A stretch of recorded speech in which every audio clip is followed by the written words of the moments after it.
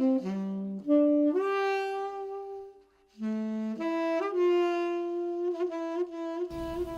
ask me, why did you write Prisoner of Tehran? It is as if I'm a normal person and I was just sitting in the calm of my living room one day sipping tea, and then suddenly there was this epiphany that, oh, I can sit down and write a book.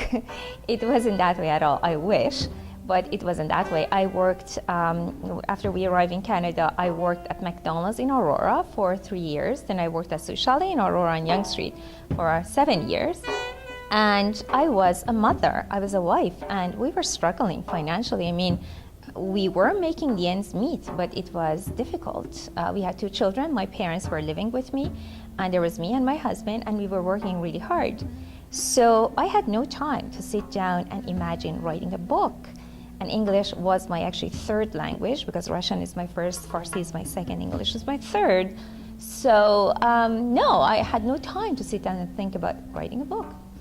I was a waitress. But the reality of it is that I was suffering from post-traumatic stress disorder, and post-traumatic stress disorder is called the silent killer. Now, not only soldiers suffer from PTSD. There is this wrong understanding that soldiers have PTSD. No, that is not true. A lot of immigrants, a lot of refugees who come to Canada, they do suffer from it. Now, it is called a silent killer because in many cases it does not have any symptoms whatsoever. People seem normal, they go to work, they do their jobs, they are mothers, they are fathers. They are not violent people at all. They don't have nervous breakdowns, they don't talk to themselves, none of the sort. But PTSD gradually creeps up on you. So you might not have any symptoms for 20 years, for 30 years. Just ask Holocaust survivors, they will tell you.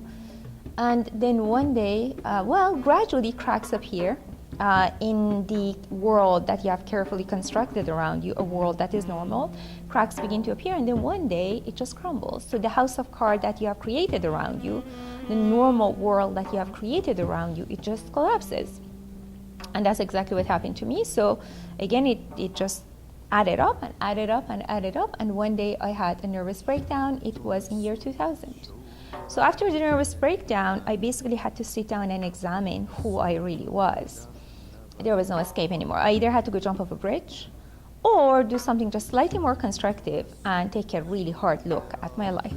So I decided to do that. It wasn't easy. I started taking creative writing classes at the School of Continuing Studies at the University of Toronto. I became a member of the Aurora Writers Group, and I decided that maybe writing was the right answer. I had been an avid reader all my life. Jane Austen was and is my hero. I have always looked up to her. So I thought, well, what would Jane do? And the answer was obvious. She would write. So of course, not that I can write like her, but I thought, well, maybe she was a woman. You know, she lived in a time when women were nothing. So at least I don't think I have anything to lose here. So I wrote it, I took the classes, I rewrote and rewrote. I started in 2002, and the book was ready for publication in 2007. And now it has been published in 28 countries, in 25 languages, if I'm not mistaken.